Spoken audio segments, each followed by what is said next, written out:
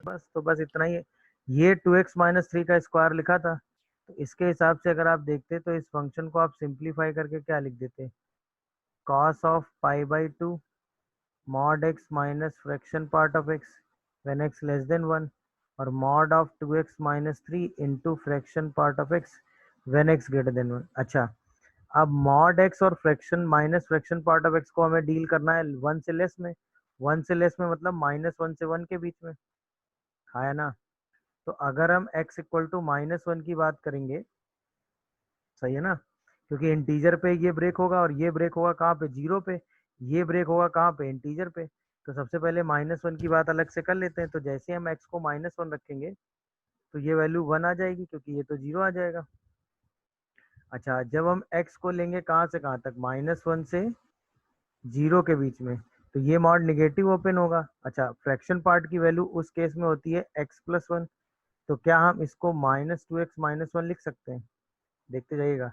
फिर अगर हम x को कहाँ से कहाँ ले लें, जीरो से 1 के बीच में ले लें, तब तो ये पूरा x बनेगा और ये क्या बनेगा, फ्रैक्शन पार्ट ऑफ x।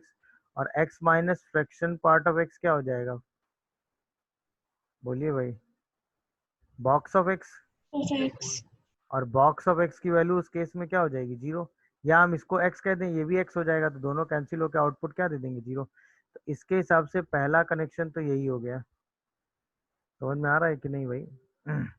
तो सबसे पहले -1 पे पहुंचेंगे तो ये बनेगा 1।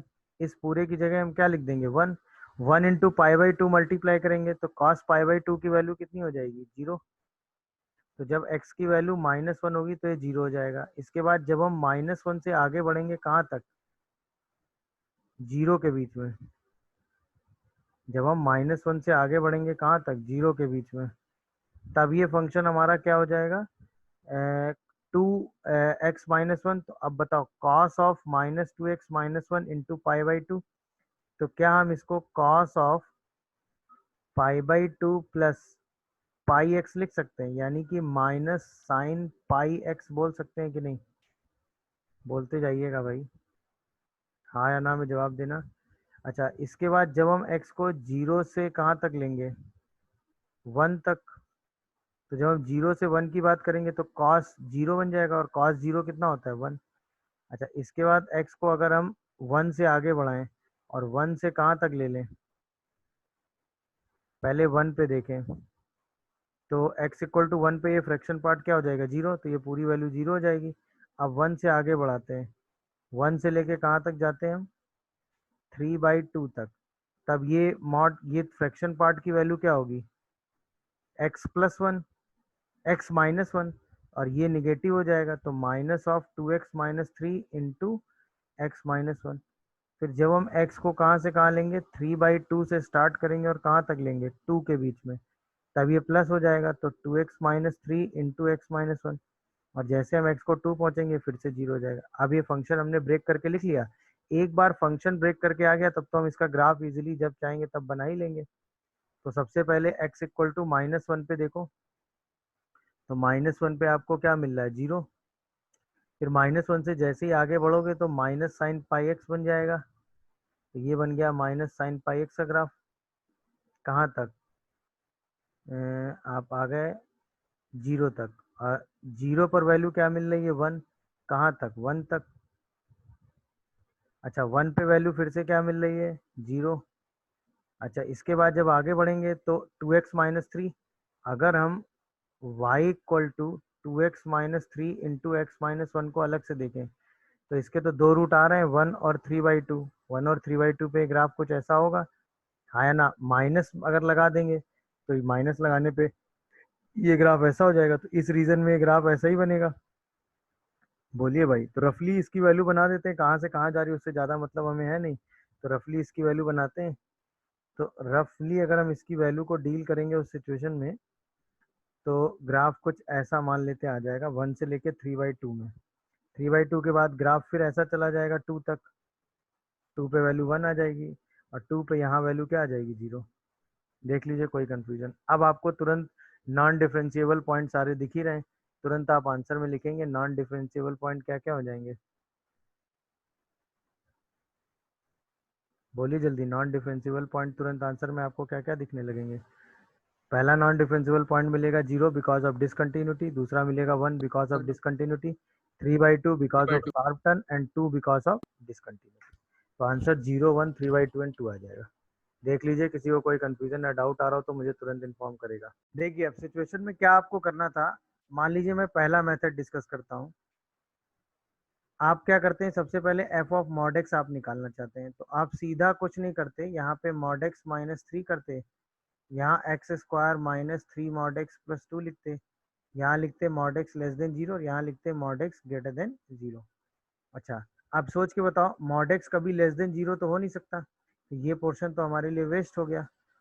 तो हम सीधे इसकी डेफिनेशन को क्या लिखते, एक बार एक्स को पॉजिटिव ले लेते, हाँ है ना, तो जब निगेटिव ले लेते तो एक्स की जगह हम क्या लिख देते, -x, तो ये x square plus 3x plus 2 आ जाता।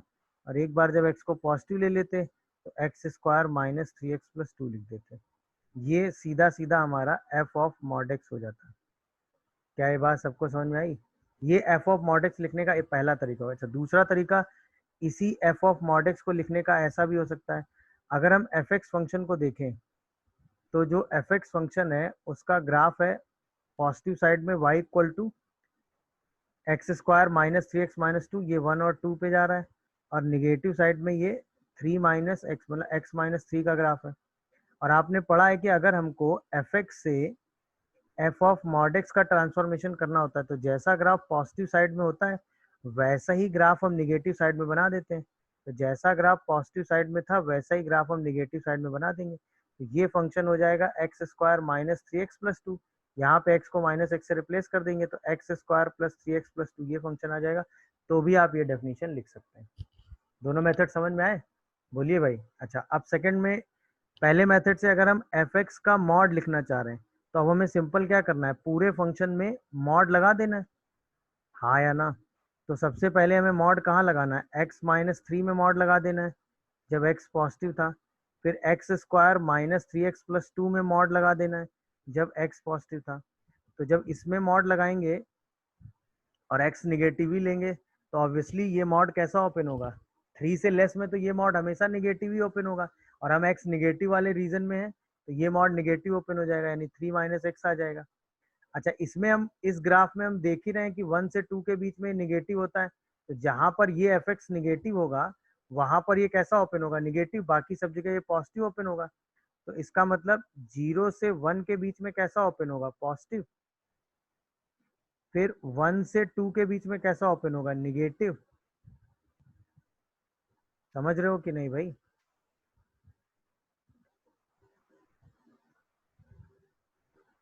और फिर 2 से आगे में कैसा ओपन हो जाएगा, ये पॉजिटिव। ये पहला तरीका हो गया, समझ में? अच्छा, ग्राफ से अगर हम करते तो ये रहा एफ एक्स का ग्राफ। पूरे ग्राफ में जैसे ही हम एफ एक्स से मॉड ऑफ एफ एक्स बनाते हैं तो हम सिंपल ट्रांसफॉर्मेशन क्या करते हैं, पूरे ग्राफ की मिरर इमेज ले लेते हैं, तो ये वाला ग्राफ ऐसे बन जाता, ये वाला ग्राफ तो ऐसे ही रहता, यहाँ पे ये ऐसे आ जाता और ये ऐसे आ जाता। अब डेफिनेशन हम इसके बाद लिखते हैं, तो ये डेफिनेशन क्या होती, एक्स स्क्वायर -3x प्लस 2, ये बन जाता minus of x square -3x plus 2, ये तो वही रहता क्या, एक्स स्क्वायर -3x प्लस 2, और ये क्या हो जाता, 3 - x। मेरी बात समझ में आ रही कि नहीं?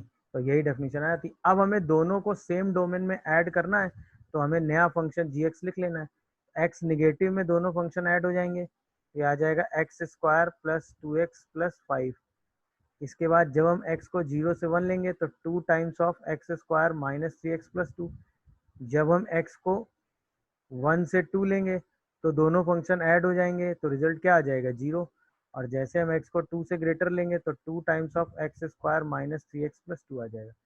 आप सीधे सीधे जी का ग्राफ बना के हम नॉन डिफरेंशिबिलिटी आराम से काउंट कर लेंगे। तो इसका डी क्या है, निगेटिव है, डिस्क्रिमिनेंट क्या है, निगेटिव है, तो ये तो ऑलवेज पॉजिटिव होगा। इसकी मिनिमम वैल्यू कहाँ पर मिलेगी, -1 पे। तो ये 5 से घटते हुए -1 पे आएगा और फिर ऐसे ऊपर चला जाएगा। -1 पे जो इसकी वैल्यू आएगी वो आ जाएगी 4। अच्छा, ये वाला ग्राफ स्टार्ट कहाँ से होगा, 4 से। कहाँ तक जाएगा, पहले ये, इसके बाद फिर तो 0 वाली लाइन आ जाएगी 1 से लेकर 2 तक में, और 2 के बाद यही वाला ग्राफ फिर से ऐसे स्टार्ट हो जाएगा। तो इसका मतलब अब हमें ये पता चल गया कहाँ कहाँ नॉन डिफरेंशियबिलिटी आ रही है। बोलिए भाई, कहाँ कहाँ नॉन डिफरेंशियबिलिटी आ रही है? 0 पे, 1 पे और 2 पे। तो नॉन डिफरेंशिएबल पॉइंट सीधे सीधे क्या मिल गए?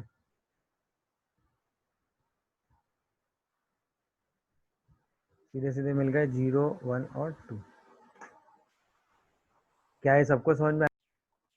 चलिए देखिए, पहले वाले पार्ट में क्या है कि एफ एक्स जो है वो कंटिन्यूअस है। F x is continuous function. अच्छा, अगर एफ एक्स कंटिन्यूअस फंक्शन है तो आपको पता है कि जो एफ ऑफ जीरो होगा और limit x tending to zero पर जो एफ एक्स होगा दोनों सेम होंगे। सही है ना? तो एफ ऑफ जीरो अगर आप निकालोगे तो वो तो जीरो आएगा। इसका मतलब लिमिट की वैल्यू भी जीरो पर जीरो ही आनी चाहिए। अब एक्स टेंडिंग टू ए पर एक्स की पावर साइन 1/x करें। अच्छा, ये तो श्योर शॉर्ट है कि इसकी वैल्यू फाइनाइट आ रही है, क्योंकि ये तो साइन इनफाइनाइट बनेगा, इसकी वैल्यू फाइनाइट -1 से 1 के बीच में आएगी।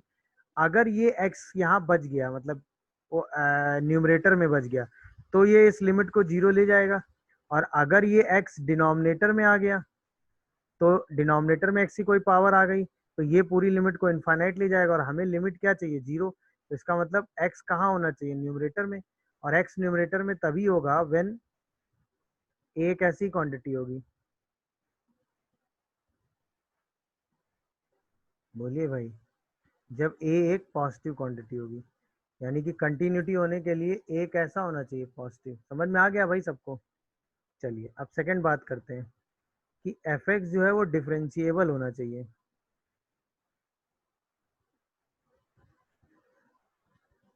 Eight x equal to zero पर डिफरेंशिएबल होने के लिए हमको पता है कि लेफ्ट हैंड जो डेरिवेटिव है वो राइट हैंड डेरिवेटिव के बराबर होना चाहिए at x equal to zero पर। अच्छा, अगर हम कोई भी डेरिवेटिव डील करें तो हम कहेंगे limit s tending to zero, zero plus h की power a into sine of, पहले left hand derivative, -1/h minus f of zero divided by -h। ये वाला derivative limit s tending to zero पर h की power a into sine 1/h के बराबर होना चाहिए। तो सेम लॉजिक से अगर आप चलो तो limit s tending to zero -h की power a-1 into sine of -h/h, और limit s tending to zero पर h की power a-1 into sine of 1/h लिखोगे। ये दोनों लिमिट फाइनाइट और इक्वल होनी चाहिए। दोनों लिमिट फाइनाइट और इक्वल होनी चाहिए। सेम लॉजिक जैसे आपने ये कहा था ये वैल्यू फाइनाइट होगी, सेम यहाँ भी ये दोनों वैल्यू भी क्या होंगी? फाइनाइट। अच्छा, ये इक्वल जीरो के ही हो सकते हैं। जीरो होने के लिए इस पावर को फिर से क्या होना पड़ेगा? 1 से ग्रेटर होना पड़ेगा। तो इसका मतलब ऐसा तभी पॉसिबल है जब a-1 कैसा हो? पॉजिटिव, यानी a की वैल्यू किससे ग्रेटर आ जाए? 1 से। तो अगर a की वैल्यू 1 से ग्रेटर आ गई तो फंक्शन क्या होगा? डिफरेंशिएबल, क्योंकि अब ये पावर हमेशा पॉजिटिव बनी रहेगी। तो ये इस पूरी लिमिट को कहाँ ले जाएगा? जीरो। ये उस पूरी लिमिट को कहाँ ले जाएगा? जीरो। दोनों जीरो और जीरो हो जाएंगे, दोनों इक्वल आएंगे और फाइनाइट आ जाएगा, डिफरेंशिएबल फंक्शन आ जाएगा। यानी डिफरेंशियबिलिटी के लिए a 1 से बड़ा होना चाहिए, कंटिन्यूटी के लिए a 0 से ग्रेटर होना चाहिए। तो अब थर्ड पार्ट का आंसर सीधे सीधे आप क्या लिखने वाले हैं कि if f x is continuous, यानी a greater than zero, and non differentiable यानी a लेस देन 1।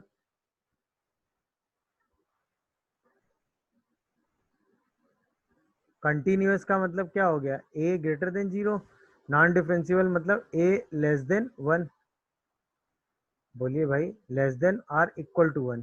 तो इसका मतलब आंसर क्या हो गया? Then a is lies between 0 to 1, और 1 पे कैसा? 0 to 1। क्लोज। समझ में आया कि नहीं भाई?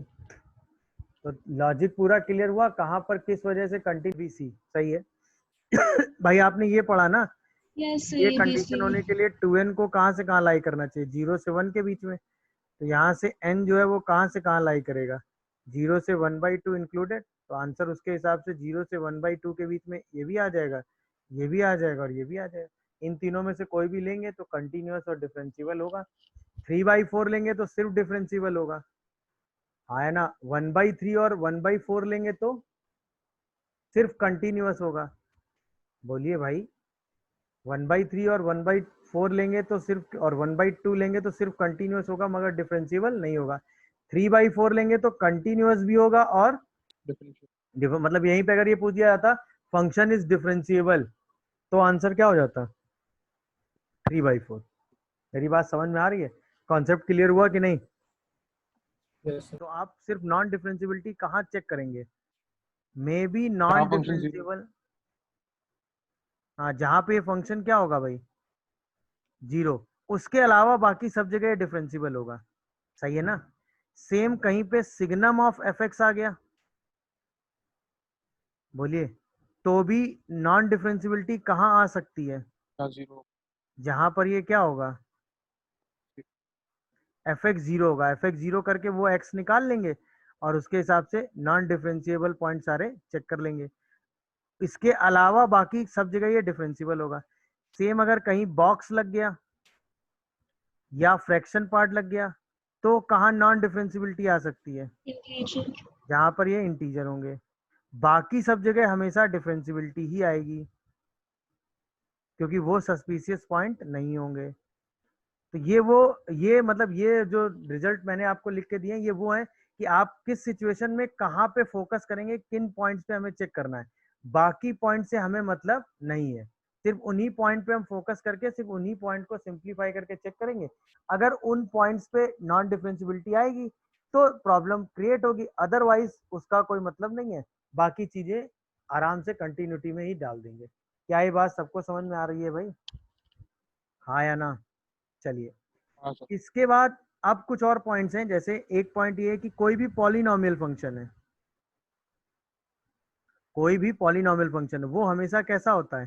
कंटिन्यूअस और डिफरेंशिएबल। तो थोड़ा एवरी ऊपर कर दीजिए। Polynomial functions is always continuous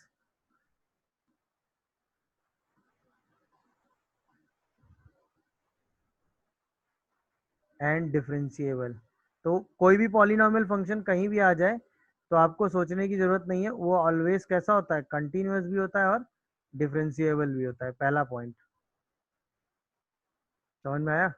तो कहीं भी कोई भी कंटिन्यूअस फंक्शन आपको मिल जाएगा, आप सीधे उसमें कंटिन्यूटी और डिफरेंशियबिलिटी का कॉन्सेप्ट लगा के उसको सीधा सिंप्लीफाई कर देंगे। क्या ये बात सब लोग समझ रहे हो?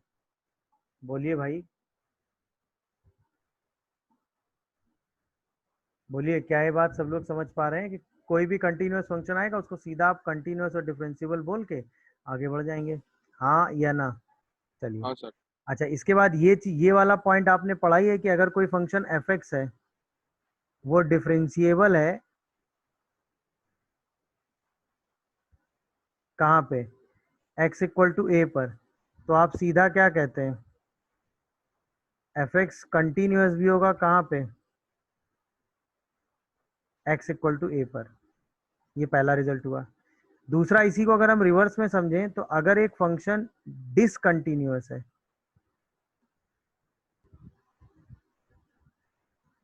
Eight x equal to a पर तो हम कहते हैं कि वही फंक्शन एफ एक्स क्या होगा?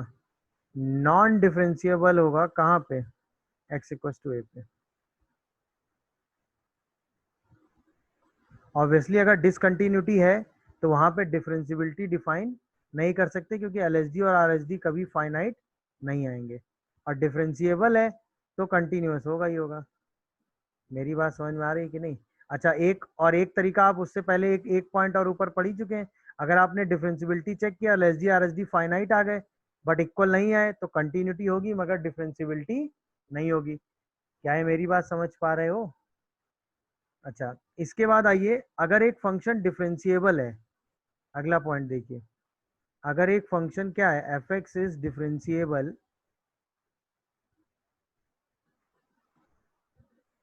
Eight x equal to a, तो अगर आप वहां पर एफ डैश ए प्लस निकालो मतलब राइट हैंड डेरिवेटिव, या एफ डैश ए माइनस निकालो मतलब लेफ्ट हैंड डेरिवेटिव, या f of a f dash a निकालो, सारी बातें सेम होंगी और सबका मतलब आप कुछ भी ले सकते हो सिचुएशन ली।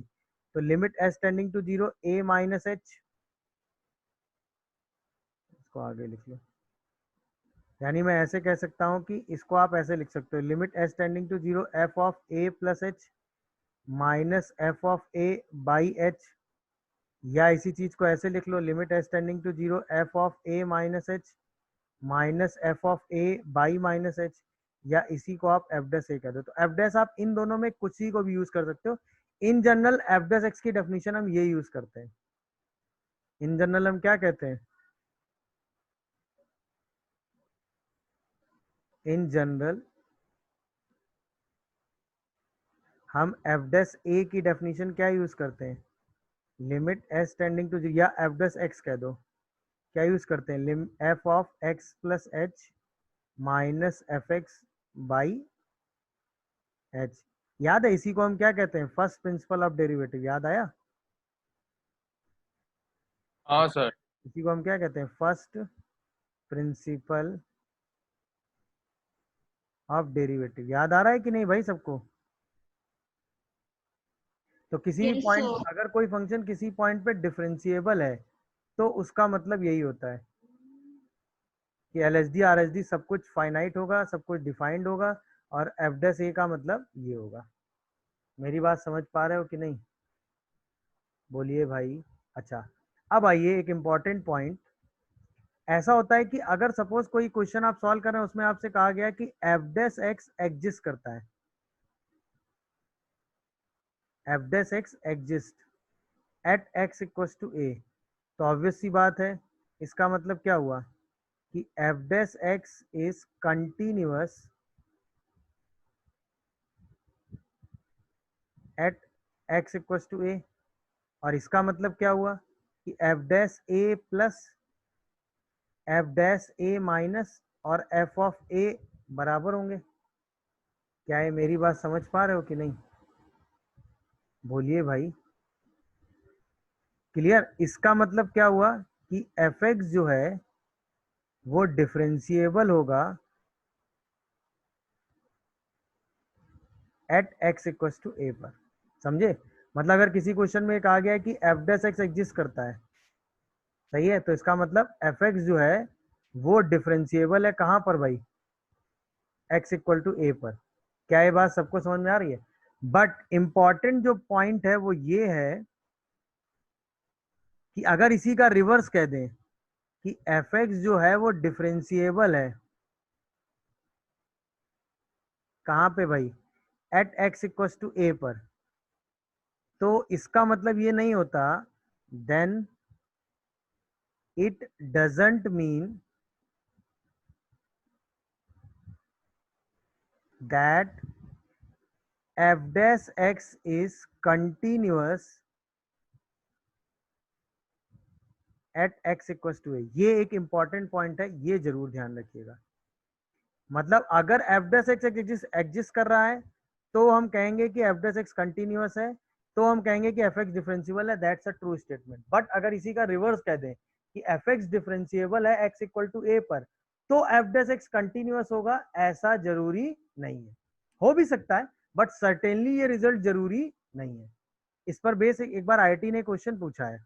उन्होंने क्वेश्चन में ये कहा था, उन्होंने कहा कि एफ एक्स एक फंक्शन दिया x square into sine one by x, जब एक्स जीरो नहीं था, और जीरो जब एक्स जीरो था। बोलिए। फिर उन्होंने कहा कि पहला ऑप्शन दिया, उन्होंने कहा which of following is true.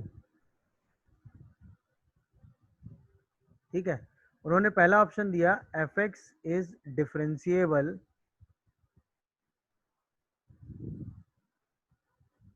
Eight x equal to zero. उन्होंने दूसरा ऑप्शन दिया f x and f dash x both continuous at x equal to zero. फिर उन्होंने तीसरा ऑप्शन दिया कि एफ डैश एक्स इज, नहीं, f x is differentiable, f x is differentiable at x equals to 0, then f dash x is continuous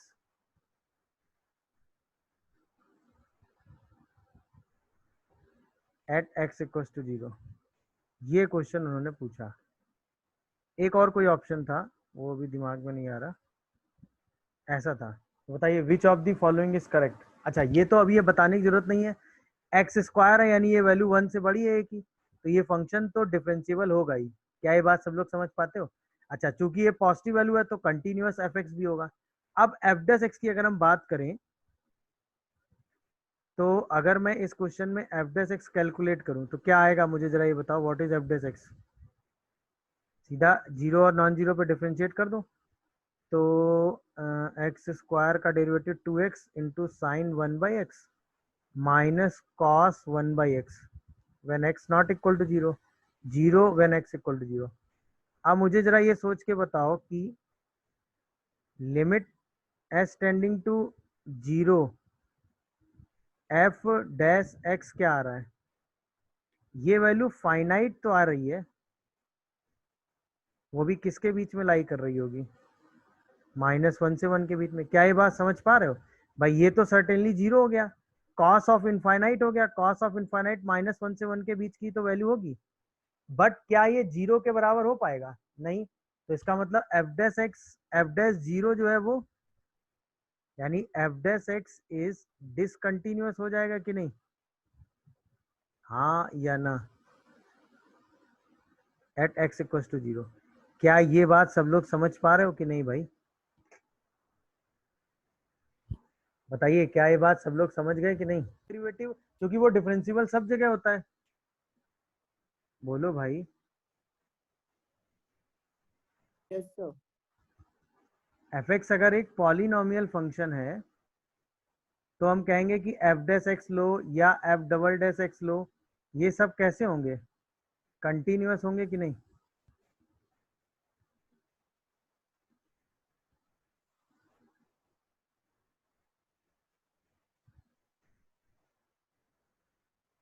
क्योंकि उसके derivative से हर बार आपको एक पॉलिनोमियल ही मिलेगी, और आपने पढ़ा है कि पॉलिनोमियल हमेशा कंटिन्यूअस और डिफरेंशिएबल होती है।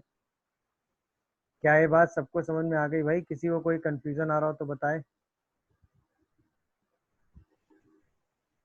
आ गई। चलिए, तो ये ध्यान रखिएगा ये सारे पॉइंट्स, इसमें कहीं कंफ्यूज होने की जरूरत नहीं है।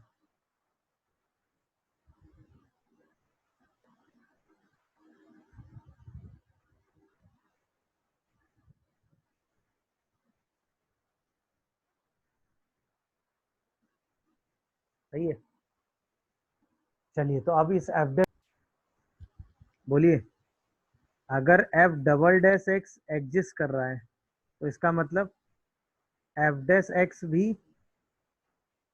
एग्जिस्ट करेगा फॉर ऑल एक्स। इसका मतलब एफ एक्स भी क्या करेगा? एग्जिस्ट करेगा फॉर ऑल एक्स। एग्जिस्ट करने का मतलब कंटिन्यूअस होगा, एग्जिस्ट करने का मतलब हर एक्स पर एग्जिस्ट करेगा, मतलब कंटिन्यूअस होगा। समझ रहे हो कि नहीं भाई?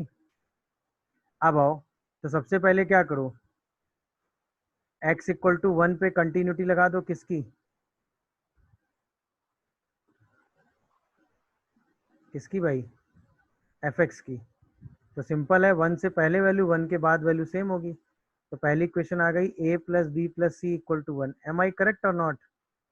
चलिए, इसके बाद हमने निकाला एफ डैश एक्स, क्योंकि पॉलिनोमियल है तो सीधा डिफरेंशिएट कर दो। तो 3x square x less than 1 and 2ax plus B when x greater than. कोई आंसर निकाल लेगा तो बता देगा। तो अब ये भी क्या होगा? कंटिन्यूअस होगा। अब इसको कंटिन्यूअस बोल दो या डिफरेंशिएबल बोल दो, दोनों बातें सेम है। तो 1 से पहले वैल्यू और 1 के बाद वैल्यू सेम, तब आंसर क्या आएगा? 3 equal to 2a plus B. सही है ना? और यहीं पे अगर मैं एफ डबल डैश एक्स की बात करूं तो फिर से इसको डिफरेंशिएट कर दो। अब क्या आंसर आएगा? 6। 19 आ रहा है। हाँ, x less than 1 and yes 2a 19। When x greater then 1 आएगा। तो फिर से इसकी कंटिन्यूटी कहाँ लगा देंगे?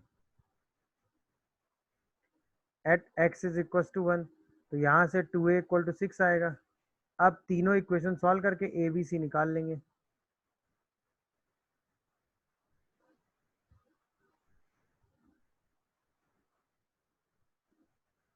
तो a की वैल्यू क्या आ जाएगी 3, b की वैल्यू क्या आ जाएगी -3 क्या, और c की वैल्यू क्या आ रही है 1। ए बी सी आ गए। इसके बाद आपको a square plus B square plus C square लेना है। Answer 9 + 9 + 1 that is 19। एकदम सही आंसर है। सब लोगों ने ऐसे ही सॉल्व किया होगा इसको, कोई कंफ्यूजन? देखिए काम आपको वही करना था, सिंपल सा।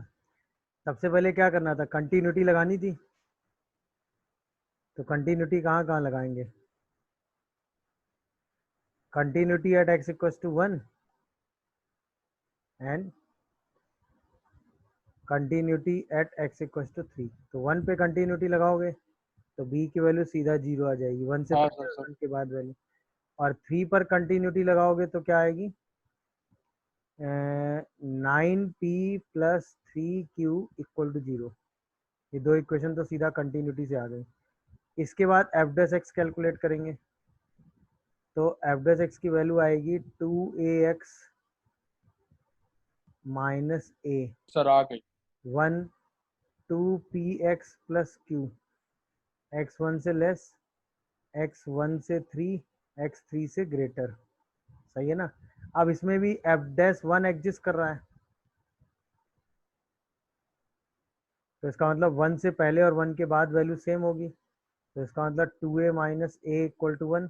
तो यहाँ से a की वैल्यू 1 आ गई। और एफ डैश एक्स जो है वो क्या है, कंटिन्यूअस है कहाँ पे, 3 पर। तो 3 से पहले वैल्यू और 3 के बाद वैल्यू भी सेम होगी। तो ये इक्वेशन आ गई।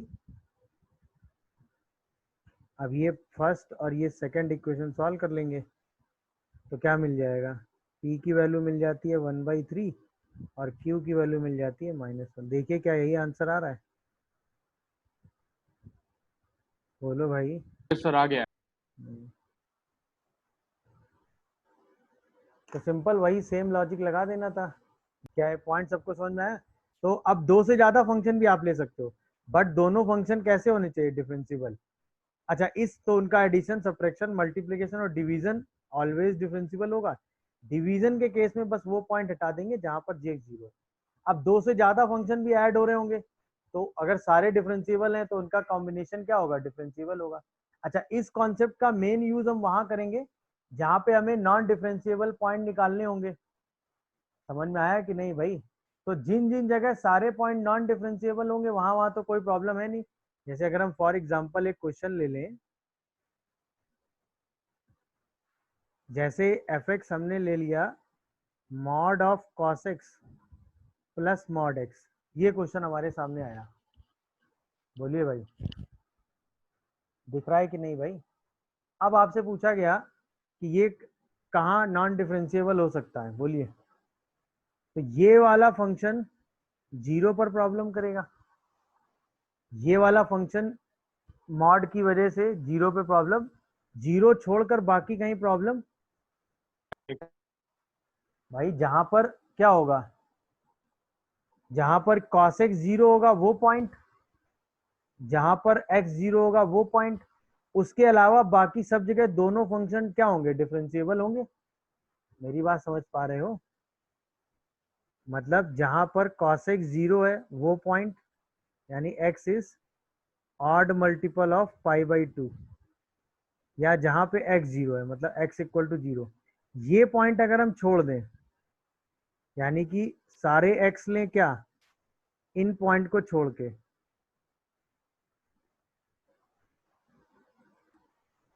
अरे बोलो भाई, तो फंक्शन एफ एक्स हमेशा क्या होगा, डिफरेंशिएबल।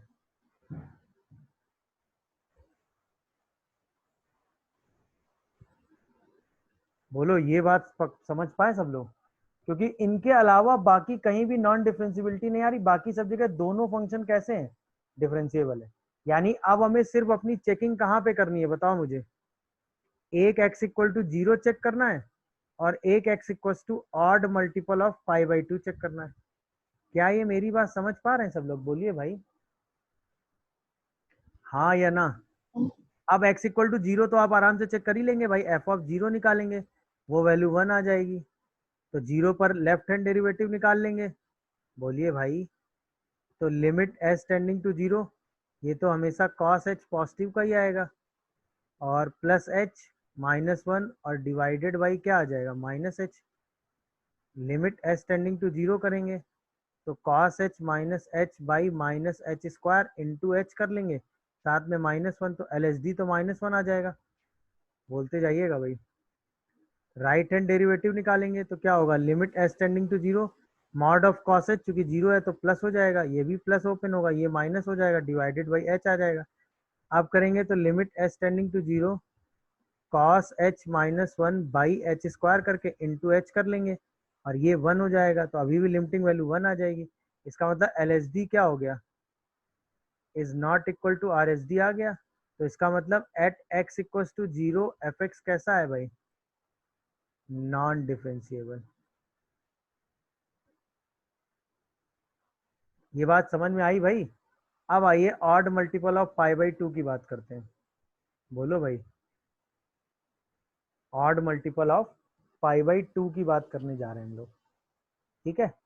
तो odd multiple of pi by 2 की अगर हम बात करेंगे तो सबसे पहले हम वैल्यू निकालेंगे F of 2n plus 1 into pi by 2 पे, तो क्या आएगी बताओ, सेम यही वैल्यू आ जाएगी, 2n plus 1 into pi by 2 का मॉड। अब हम जरा लेफ्ट हैंड डेरिवेटिव निकालते हैं, हाँ या ना जवाब दो भाई। तो वही है, कोई भी वैल्यू लेके प्लस एच माइनस एच कर देंगे।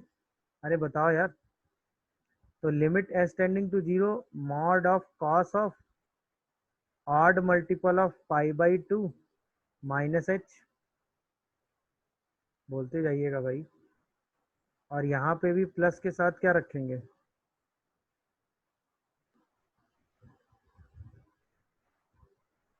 Odd multiple of pi by 2,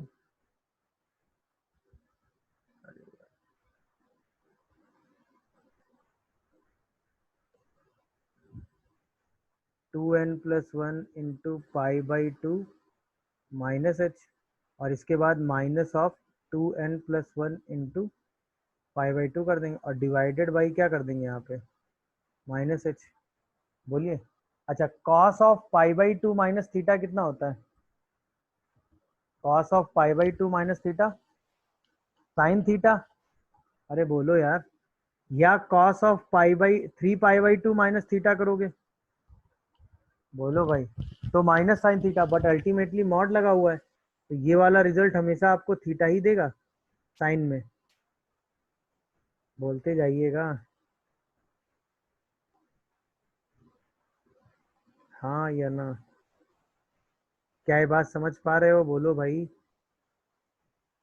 अच्छा ये क्या होगा, एच 0 टेंड कर रहा है तो ये तो ऑलवेज पॉजिटिव ही ओपन हो जाएगा, तो ये ऑलवेज कैंसिल हो जाएगा, कैंसिल होके माइनस एच बना देगा, और बाई माइनस एच आप कर लेंगे। तो क्या ये रिजल्ट आपको 0 मिलेगा, बोलते जाइएगा।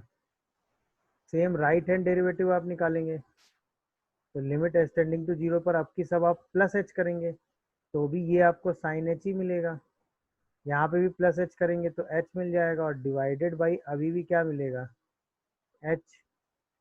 तो अभी भी क्या ये रिजल्ट आपको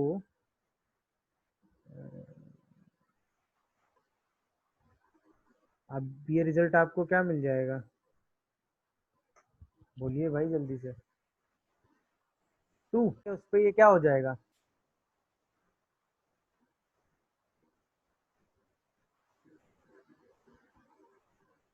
बोलिए, नॉन डिफरेंशियबल हो जाएगा कि नहीं? कोई कंफ्यूजन हो तो बताइएगा भाई।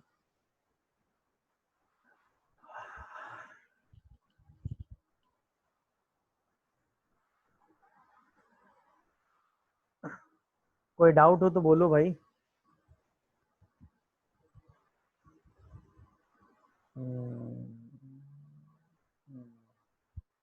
देख लीजिए, कोई डाउट आ रहा हो तो बताइए मुझे तुरंत।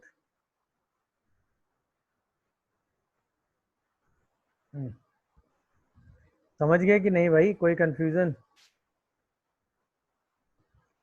तो ये नॉन डिफरेंशिएबल वाला कल्चर क्लियर हुआ सबको? ये मैंने इसीलिए बताया कि आप एक बार functional solving functional equation by using first principle of derivative.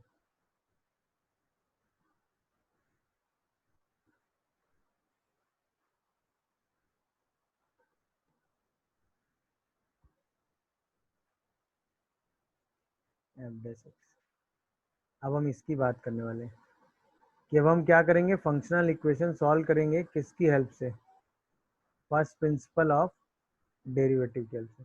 अच्छा, फर्स्ट प्रिंसिपल ऑफ डेरिवेटिव तो आप जानते ही हैं कि एफ डैश एक्स को हम क्या लिखते हैं, limit s tending to zero f of x plus h minus f x by h. तो हम फंक्शनल इक्वेशंस जो भी हमें गिवन होंगी उसकी हेल्प से इसी रिलेशन को सिंप्लीफाई करेंगे और वहां से एफ डैश एक्स की वैल्यू फाइंड करके फंक्शन एफ एक्स निकाल लिया करेंगे। तो हम इसको यूज करके क्या फाइंड किया करेंगे, एफ एक्स। इसको यूज करके हम क्या फाइंड करेंगे भाई, लिखना है। तो अभी हमने क्या करा है कि इस वाले फंक्शनल रिलेशन को हमें यूज करना पड़ेगा अपने एफ डैश वाले रिजल्ट में। तो आइए इस तरह के क्वेश्चंस को सॉल्व करने के लिए हम क्या करते हैं, सबसे पहले एफ डैश एक्स की डेफिनेशन लिखते हैं। तो वो हो जाती है limit s tending to zero f of x plus h minus f x by h. अच्छा, अब हमने देखा कि हमारे पास जो फंक्शनल रिलेशन गिवन है उसमें अभी ऐसा ना तो एक्स प्लस एच गिवन है, ना ही कोई f x by f y given है, ना ही एफ एक्स वाई के फॉर्म में कोई चीज गिवन है। तो अभी हम ऐसा तो कहीं कुछ यूज कर नहीं सकते। तो पहले हमें अपने रिलेशन को, जो एफ डैश एक्स वाला रिलेशन है, उसको अपने फंक्शनल रिलेशन की फॉर्म में लिखना पड़ेगा। तो अगर उसको लिखने के लिए हम देखें तो पूरे फंक्शन से अगर हम एफ एक्स कॉमन करें तो क्या हमें f of x plus h by f x मिल जाएगा? सोच के बताओ। मिल जाएगा सर। अब ये रिलेशन में f of x by f of y की तरह ट्रीट हो गया, यस जिसको हम सर। क्या लिख सकते हैं, f of x by y. अच्छा, चूंकि लिमिट एच में लगी हुई है तो एफ एक्स में लिमिट का तो कोई मतलब नहीं है, तो कांस्टेंट होने की वजह से बाहर आ जाएगा। तो ये एफ एक्स बाहर आ गया, अंदर बचा limit h tending to zero f of x plus h by x minus one by h. यहाँ तक पहुंच गए? अच्छा, इसको और थोड़ा अच्छे से लिखेंगे तो ये बन जाएगा limit h tending to zero f of one plus h by x minus one by h. यहाँ तक ओके हो? अच्छा, अब क्वेश्चन में ध्यान से देखो, हमें एफ डैश वन की वैल्यू दी हुई थी। तो एफ ऑफ वन भी आ अगर हम इसको एफ डैश वन बनाना चाहते हैं तो हमें कहीं भी इसमें एफ ऑफ वन इन्वॉल्व करना पड़ेगा। तो हमें एफ ऑफ वन निकालना पड़ेगा। तो एफ ऑफ वन निकालने के लिए हम अपने रिलेशन को यूज करेंगे। तो f of x by y equal to f x by f y दिया हुआ है। अच्छा, एक्स वाई कोई भी रियल नंबर रख सकते हैं, तो एक्स और वाई को हम वन रख देते हैं। तो क्या f of one equal to f of one by f of one आ जाएगा? तो यानी एफ ऑफ वन की जगह हम वन लिख सकते हैं कि नहीं? सोच के जवाब दो भाई। तो इसका मतलब हाँ सर। यहाँ जो ये वन लिखा है इसकी जगह हम क्या लिख देंगे, एफ ऑफ वन। तो अब ये एफ एक्स हो गया, ये आया limit s tending to zero f of one plus h by x minus f one. अच्छा, इसको एच बाई एक्स बनाना है, तो एच बाई एक्स, एक्स से हमने मल्टीप्लाई डिवाइड कर लिया। अब ये पूरी चीज क्या बन गई, क्या वो फर्स्ट प्रिंसिपल की डेफिनेशन से एफ डैश वन लिखा हुआ है ये? तो इसका मतलब हमारे पास एफ डैश एक्स का रिलेशन आ गया f dash one into f x by x, और एफ डैश वन हमें क्या दिया हुआ है, टू। तो इसको हम two f x by x लिख सकते हैं। अब हम इंटीग्रेशन लगा देंगे, क्योंकि इसको हम लिख सकते हैं d f x by d x. ये आ जाएगा two f x by x, तो यहाँ से आ जाएगा d f x by f x equal to two d x by x. दोनों साइड हम इंटीग्रेट कर देंगे, तो यहाँ से हमें एफ एक्स मिल जाएगा एल एन एफ एक्स, यहाँ से हमें मिलेगा two l n x plus some constant c. हम लोगों को क्या पता है कि एफ ऑफ वन की वैल्यू कितनी है, वन। तो जब हम x को वन और एफ ऑफ वन को वन रखेंगे तो c सीधा क्या मिल जाएगा, जीरो। यहाँ से हमें मिलेगा l n f x is equal to l n x square. तो क्या हमें एफ एक्स फंक्शन की वैल्यू मिल गई, दैट इज एक्स स्क्वायर। क्या ये बात समझ में आ रही है? यही हमारा आंसर हो गया। तो क्या स्टेप बाय स्टेप चीजें समझे? सबसे पहले हमने डेरिवेटिव की डेफिनेशन लगाई, इसके बाद हमने अपने डेरिवेटिव वाले फर्स्ट प्रिंसिपल में ऐसे रिलेशन डेवलप किए जिस फॉर्मेट में हमें फंक्शन रिलेशन दिया है। जैसे ही एफ एक्स कॉमन करेंगे तो डिवीजन वाला फॉर्मेट आ जाएगा, वहां पे हमने तुरंत ये वाला रिजल्ट लगा दिया। इसके बाद हमने देखा कि हमें एफ डैश वन दिया हुआ है, तो यानी इस रिलेशन को अगर हम एफ डैश वन लिखना चाहते हैं तो हमें इस वन को हटाना पड़ेगा, यानी हमें वन की एफ वन की वैल्यू निकालनी पड़ेगी। हाँ या ना? तो एक्स और वाई को हमने वन रखा तो एफ वन की वैल्यू वन आ गई, तो यानी इस वन को हटा के हमने एफ वन लिख दिया। अब ये बन गया F of one plus h by x, यहाँ भी एच बाई एक्स किया तो एक एक्स से मल्टीप्लाई भी कर दिया। अब ये वही फर्स्ट प्रिंसिपल से एफ डैश वन बन गया, इसको हमने एफ डैश वन लिख के टू लिख दिया। यहाँ से हमने देखा d f x by d x equal to two f x by x आ गया, यहाँ से हमने इसको सिंप्लीफाई कर लिया तो l n f x equal to two l n x plus c आ गया, यहाँ से एफ एक्स की वैल्यू एक्स स्क्वायर आ गई। कोई कंफ्यूजन आ रहा हो तो बताओ।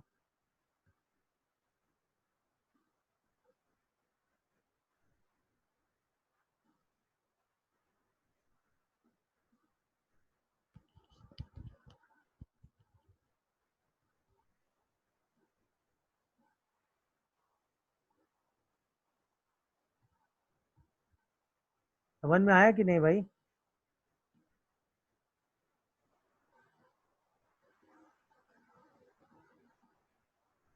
बोलिए भाई, क्या ये बात सबको समझ में आ रही है? सेम वही अप्रोच लगाई होगी। हाँ सर। जल्दी से तो सबसे पहले आइए जरा एफ डैश एक्स पे,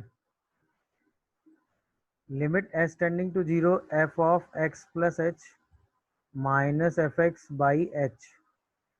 तो तुरंत अब आप एक्स प्लस वाई की डेफिनेशन लगाएंगे, तो क्या लगाएंगे? F x into f of h minus f x by h. पूरे से तुरंत एफ एक्स एक कॉमन होके बाहर आ जाएगा, limit s tending to zero f of h minus one by h बनेगा। आया ना? अच्छा अब देखिए ध्यान से, क्योंकि हमें जीरो पर ही वैल्यू दी हुई है और जीरो ही हमें चाहिए होगा, क्योंकि ये तो जीरो प्लस एच बनेगा। तो अगर हम एफ ऑफ जीरो वन निकाल लें तो काम हो जाएगा। अच्छा, जो हमें रिलेशन पता है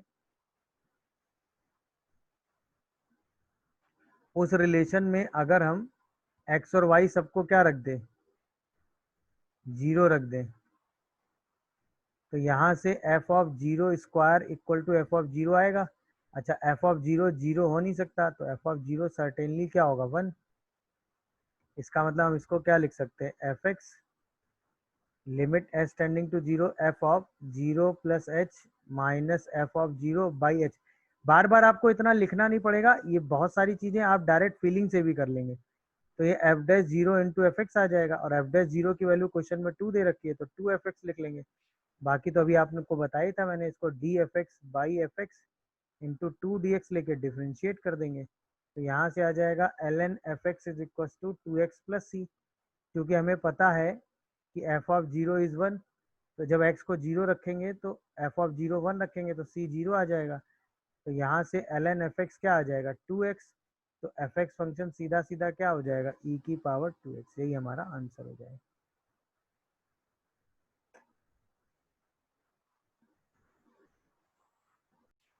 सबसे पहला स्टेप क्या करेंगे, वही लिखेंगे भाई, एफ डैश एक्स। तो limit s tending to zero f of x plus h, अब हम डायरेक्ट रिलेशन यूज कर दे रहे हैं, तो f x plus F H plus x square H plus x H square, सही है ना? और माइनस एफ एक्स और होल डिवाइडेड बाई क्या आएगा, एच। तो इस एफ एक्स से ये एफ एक्स कैंसिल हो जाएगा। अच्छा, अब बचेगा limit s tending to zero f h by h plus x h plus x square. तो इसकी लिमिट क्या आएगी, एक्स स्क्वायर प्लस वन। बोलो, f h by h h tending to zero पे वन दिया है ना क्वेश्चन में, हाँ यस यस। तो इसका मतलब एफ डैश एक्स की वैल्यू ये आ गई। तुरंत आप निकालेंगे एफ एक्स, तो एफ एक्स क्या आएगा, x cube by three plus, बोलिए भाई, x cube by three plus x plus c. X plus c. अच्छा, आप सी निकालने के लिए कोई ना कोई वैल्यू चाहिए, आप ध्यान से देखना जरा। लिमिट एस टेंडिंग टू 0 पर अगर एफ एक्स बाई एक्स 1 है, मतलब फाइनाइट है, डिनोमिनेटर अगर 0 जा रहा है तो न्यूमरेटर भी कहाँ जाएगा? 0। क्या ये फील आया? तो इसका Yes, sir. Yes, मतलब sir. Yes, sir. For finite limit F of 0 कितना होना चाहिए? बोलो भाई, 0 होना चाहिए कि नहीं? अब यहाँ पर तुरंत हमें पता है कि एफ ऑफ 0 0 है, तुरंत हमें सी की वैल्यू 0 मिल गई। तो एफ एक्स फंक्शन सीधा सीधा हमें क्या मिल गया? X cube by 3 plus x. क्या ये अप्रोच सबको समझ में आ रही है? हाँ या ना में जवाब दो। अब क्लियर हुआ होगा। देखिए पहला स्टेप तो सबने आराम से किया ही होगा। क्या? कि f dash x is equal to limit s tending to 0 f of x plus h. तो इसमें आपने 3 से ऊपर नीचे मल्टीप्लाई कर लिया होगा, क्योंकि अगर 3 हाँ, sir. मल्टीप्लाई नहीं करोगे तो रिलेशन आप यूज ही नहीं कर पाओगे, क्योंकि कुछ कॉमन लेने का तो स्कोप है नहीं। अब ये रिलेशन उसी टाइप का बन गया, x की जगह 3x आ गया, y की जगह 3h आ गया। अब ये रिलेशन आप इसमें यूज कर लोगे। तो limit s tending to 0 2 plus f of 3x plus f of 3h minus 3fx by 3h आ जाएगा। अब क्वेश्चन देखने से हमको ये पता चल रहा है कि हमें किसी तरीके से एफ ऑफ 3x और fx को रिलेट करना है, क्योंकि अगर हमें एफ ऑफ 3x और fx का रिलेशन मिल जाएगा तो इस रिलेशन को हम सब्स्टिट्यूट करके कुछ कर सकते हैं। तो अब हम अपने रिलेशन में वापस आ जाते हैं। रिलेशन दिया था f of x plus y by 3 equal to 2 plus f x plus f y by 3। तो अगर हमें एफ ऑफ 3x को रिलेट करना है तो हम x को 3x रख देते हैं और y को 0 रख देते हैं। तो क्या ये एफ एक्स बन गया? और ये बन गया 2 of f of 3x plus f of 0 by 3। तो यहाँ से 3fx की वैल्यू क्या आ गई? 2 plus F 3x plus F 0। दिख रहा है कि नहीं भाई? ये वैल्यू उठा के हम अपने रिलेशन में यहाँ ऊपर रख सकते हैं कि नहीं? तो एफ डैश एक्स अब हमें क्या मिला? Limit s tending to 0 f of 3h, बोलो भाई, minus f of 0 by 3h। अब कुछ कॉन्फिडेंस आया कि नहीं भाई? इसको हम 0 प्लस 3h लिख दें, कोई problem? F of 0 by 3h लिख दें। क्या ये एफ डैश 0 लिखा हुआ है? तो एफ डैश एक्स क्या आ गया? एफ डैश 0, और एफ डैश 0 क्वेश्चन में कितना दिया हुआ है? 2। तो इसका मतलब एफ डैश एक्स तुरंत क्या बन गया? 2। तो एफ एक्स तुरंत क्या बन गया बताओ मुझे? 2x plus c. अच्छा, अब हमें किसी x पर वैल्यू भी चाहिए, तो इसी रिलेशन में अगर हम x को 0 रख देते तो क्या हमें f ऑफ 0 की वैल्यू 2 मिल जाती? बोलो। तो हाँ, sir. जैसे हम f ऑफ 0 को 2 लेंगे तो c की वैल्यू 2 मिल जाएगी। क्या ये बात समझ पा रहे हैं सब लोग? तुरंत हमें एफ एक्स क्या मिल जाएगा? 2x plus 2। यही हमारा आंसर हो गया। क्या ये बात सबको समझ में आई? हाँ या ना में जवाब दो भाई। अब देखिए इसमें करते क्या है भाई, हमें वही एफ डैश एक्स वाला कॉन्सेप्ट लगाना है, बट थोड़ा सा स्मार्टली यूज करना पड़ेगा इसमें। हमें क्या रिलेशन दिया है कि f of x minus f of y is less than mod of x minus y की पावर 7। अच्छा, अगर हमें ये चेक करना है कि एफ एक्स कॉन्स्टेंट है नहीं, हम ये प्रूव कर दें कि एफ डैश एक्स 0 है, तो एफ एक्स हमेशा कॉन्स्टेंट आ जाएगा कि नहीं? अब देखिए हम क्या करते हैं कि x माइनस वाई को h मान लेते हैं। मान लिया, तो क्या हम x की जगह क्या लिख सकते हैं? बोलो। F of y plus h minus f of y is less than mod h की पावर 7। अच्छा, mod of f of y plus h minus f of y divided by एक मॉड h हम यहाँ ले लें और लेस देन मॉड h की power 6 कर दें। तो क्या हम इसको लिख सकते हैं f of y plus h minus f of y by h less than mod h की पावर 6। दोनों साइड लिमिट ले लो एस टेंडिंग टू 0 पर। तो f of y plus h minus f of y by h is less than limit s tending to 0 mod h की power 6। अच्छा, ये क्या F dash Y लिखा हुआ है? तो mod of f dash y less than 0 आ जाएगा। कोई मॉड कभी निगेटिव हो सकता है? तो इसका मतलब एफ डैश वाई सर्टेनली किसके बराबर होगा, 0 के। इसका मतलब f of y is constant function हुआ कि नहीं भाई, बोलो। हाँ सर, हो गया। अगर एफ ऑफ वाई कांस्टेंट आ गया तो बाकी तो आप रिलेशन में सिंप्लीफाई करके सॉल्व कर ही लोगे। क्या ये मेरी बात समझ पा रहे हैं? अगर f of y constant function आ गया तो बाकी तो आप रिलेशन सिंप्लीफाई करके सॉल्व कर लोगे ना। कोई कंफ्यूजन हो तो बोलिए। तरीका समझ में आया? तो अब इस तरह का जो भी रिलेशन आएगा उसमें तुरंत एफ एक्स फंक्शन कैसा आ जाएगा, कांस्टेंट। अब यहीं पे पावर 5 लिखा होता तो भी कांस्टेंट आ जाता, यहीं पे पावर 7 लिखा होता 17 लिखा होता तो भी कांस्टेंट, यहाँ पे पावर 3 लिखा होता तो भी कांस्टेंट। तो इस तरह का जैसे रिलेशन आएगा तुरंत अब आपके दिमाग में क्या थॉट आएगा कि आपका फंक्शन एफ एक्स कैसा है, कांस्टेंट, क्योंकि वही प्रूव हो जाता है। क्या ये बात समझ पा रहे हो कि नहीं भाई?